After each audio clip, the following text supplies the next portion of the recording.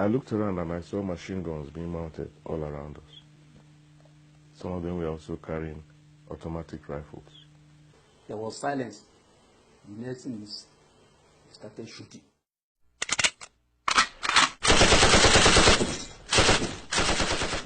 And my father was lying not too far from me. His eyes were open, but he was dead.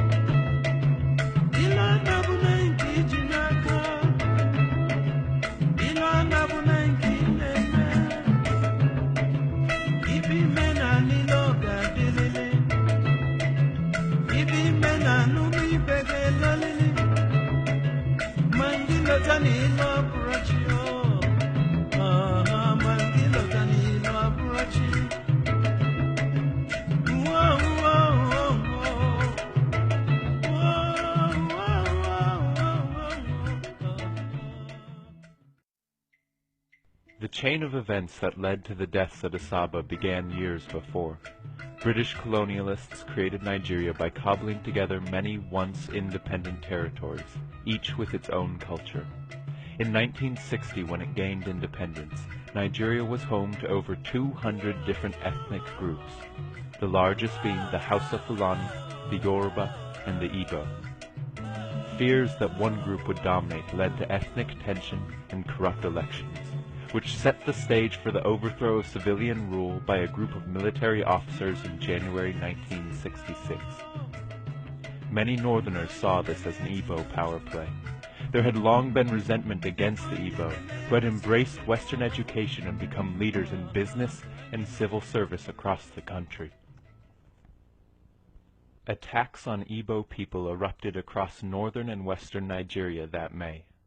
A counter-coup replaced the Igbo head of state with Colonel Yakubu Gowon in July, and the killings escalated into systematic massacres, which the Igbo called pogroms. Thousands of Igbo fled to their ancestral homes in the east and Midwest, including Asaba.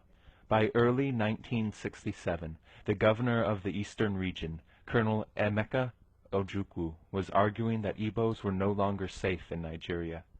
After political negotiations failed, he declared the sovereign state of Biafra on May 30th. Soon after, civil war broke out. Located on the west bank of the river Niger, Asaba was never part of Biafra, remaining part of the multi-ethnic Midwest region. It was a quiet town, its population now swollen by the arrival of refugees from the north and west.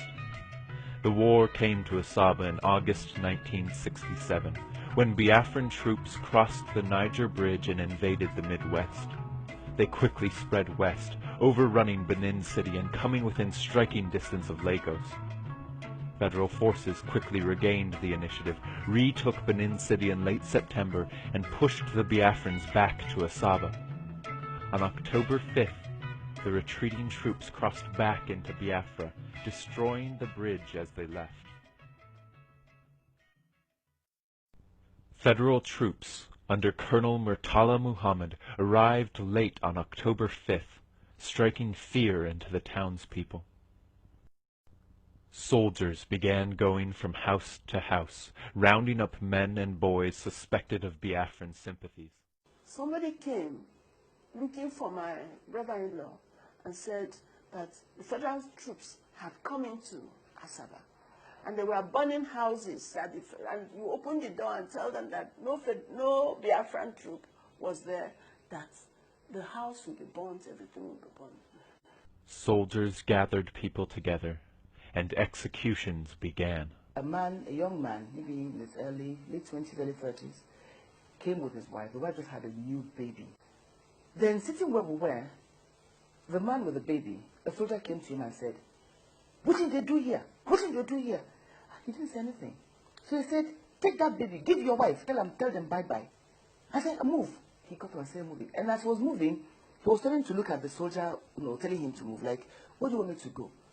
And the man pushed him at the back with the gun. Put him at the back with the gun.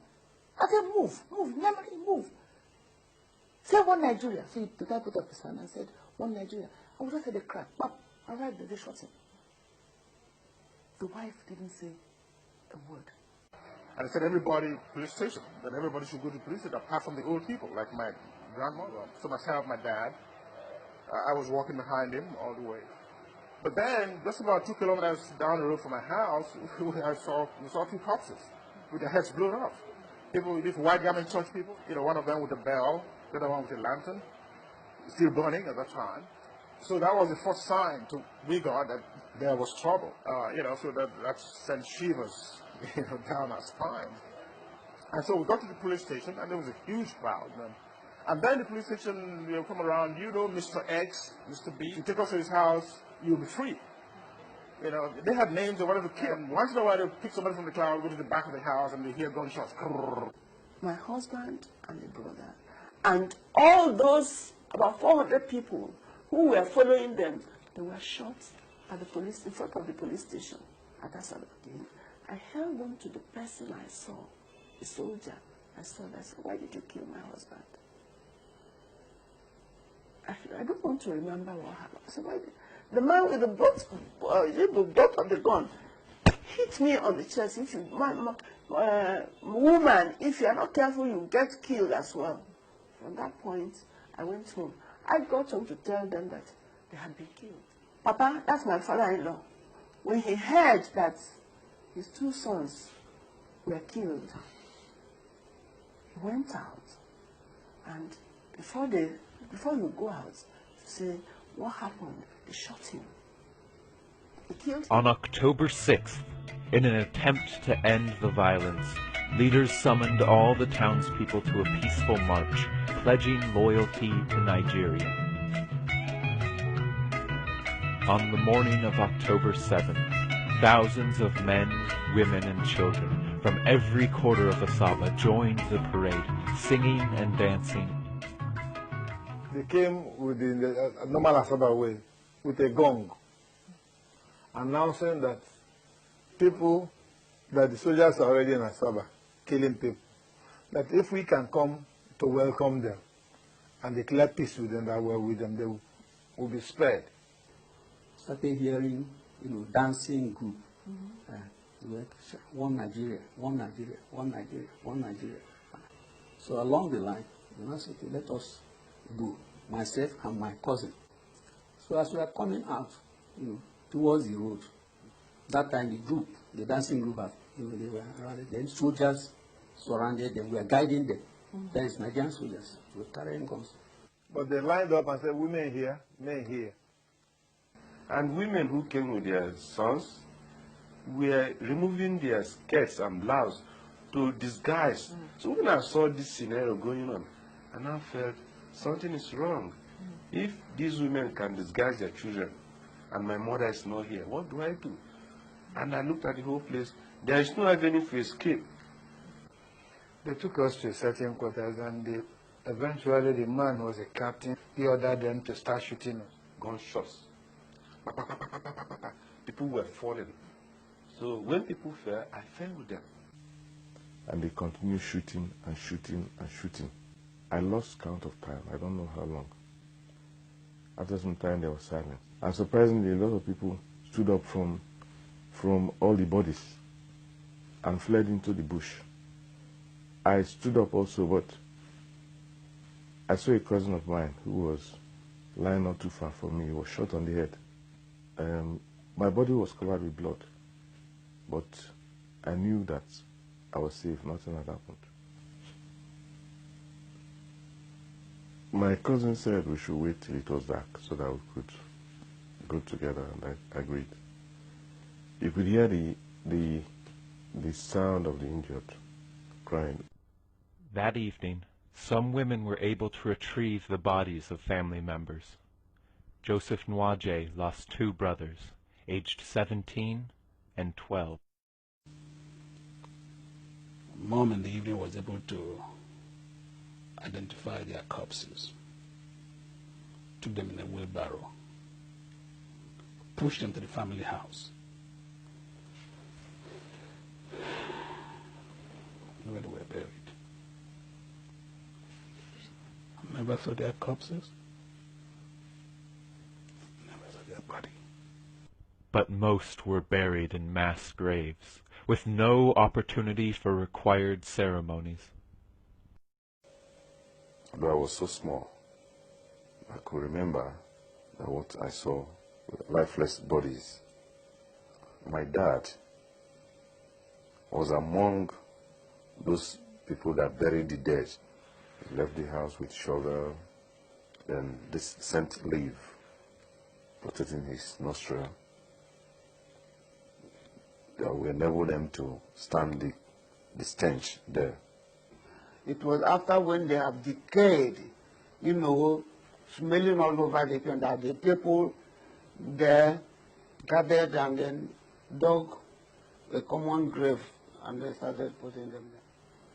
There are so many, I cannot remember, so many, so many.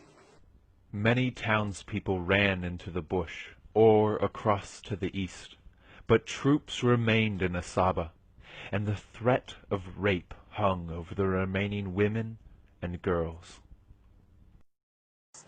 They were forcibly married by soldiers. I have an auntie who was married forcibly by soldiers. Children were raped, and also even old women were raped too. And even when they see that you're a young girl, they will forcibly take you as their wife. That is, if you don't want, they kill. As people trickled back, they found the once thriving town deserted, houses burned and everything of value stolen.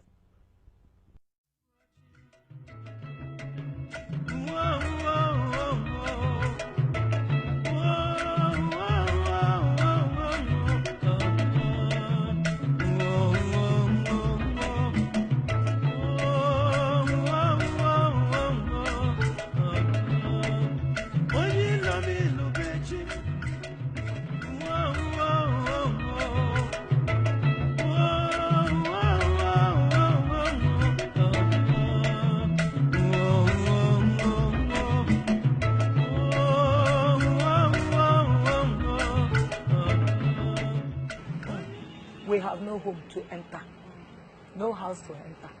Our house was burnt down. Everything. In fact, where we went, we had to be tying, you know, the bags they put rice and beans. That's what we tied, because there was no clothes, there was nothing for us to hide our nakedness. A lot of children, kwashoko, you know, people were dying just like that. Some we ate rats, lizard. In fact, that's how I suffered. Exactly how many died on October 7th is not clear. Between 500 and 800 seems likely, in addition to hundreds killed in previous days. Many families were decimated. My immediate elder brother, the one following him, and one of my cousins, 3 of them were killed.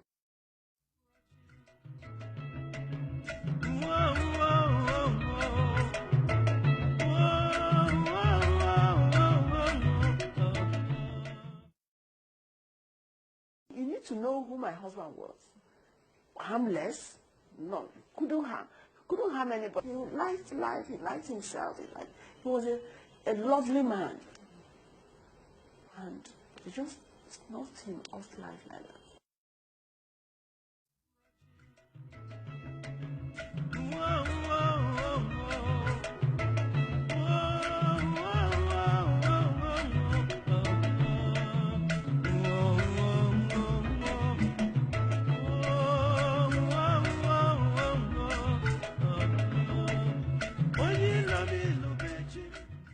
Was my favorite brother, and he was outstanding as a student.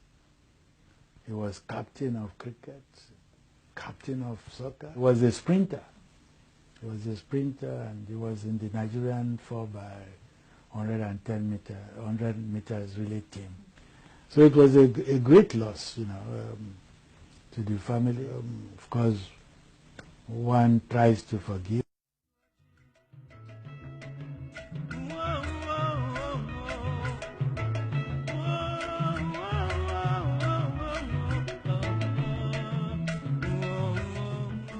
Leo Samuel Isichei, and he was a teacher, a darling father, you know. We looked up to him so much.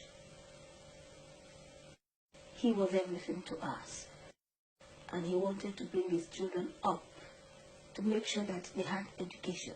I want people to know, because not many people know what happened. Even my own children, because God knows why I had to survive. For me to have a story to tell. And that's what I'm telling you now. For decades, the massacres at Asaba remained almost unknown outside the community. In 1967, the Nigerian press was tightly controlled, and few foreign news reporters were on the ground. In the words of Nobel laureate Wole Soyinka, the Midwest Igbos had become the most vulnerable Nigerians.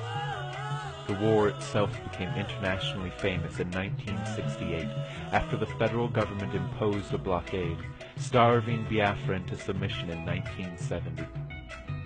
The silence began to lift in the mid-1990s, and some survivors testified to the 2001 Nigerian Human Rights Violations Investigation Commission, known as the Okuda Panel, which set the stage for more people to speak.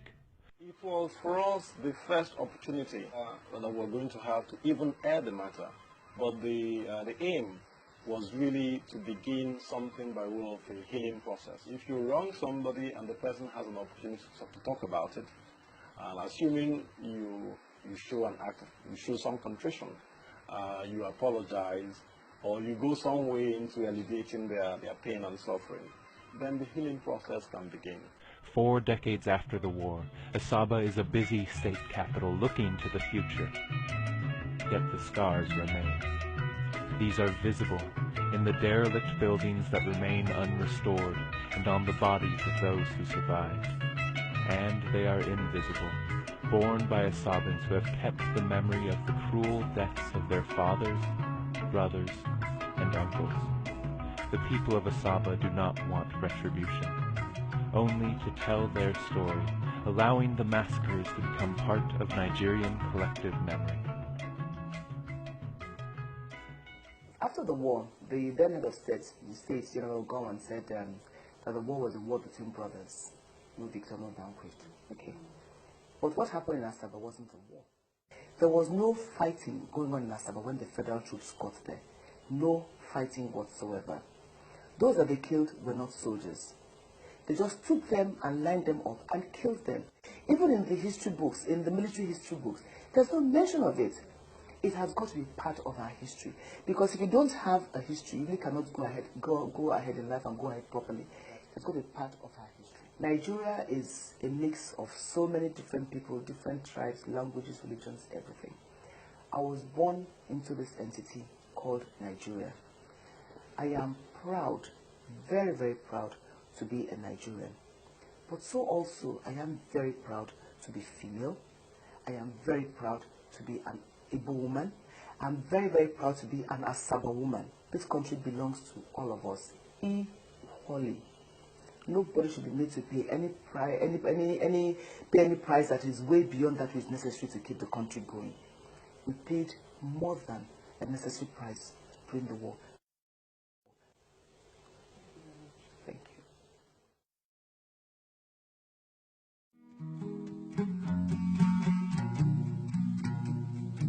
Ahaba makama o, asaba asaba makama o, Igbo asaba makama o, ike ya anyị bụ ndị obiọma o.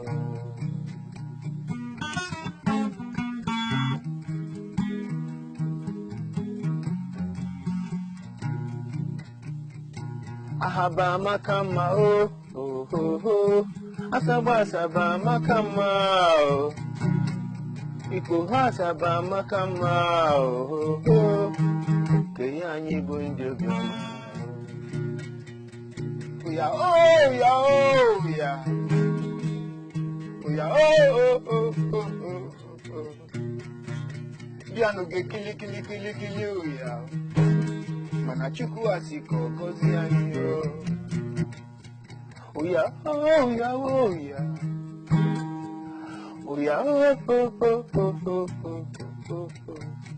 Kile kile kile kile kile oya no. Mana chuku asiko kozi anyo. Ah bagoli be mi ndio bioma.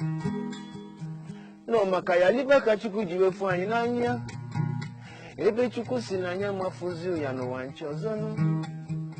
Na songozi before me na ine no wa. Haba makama o. Asawa sababu nyema o.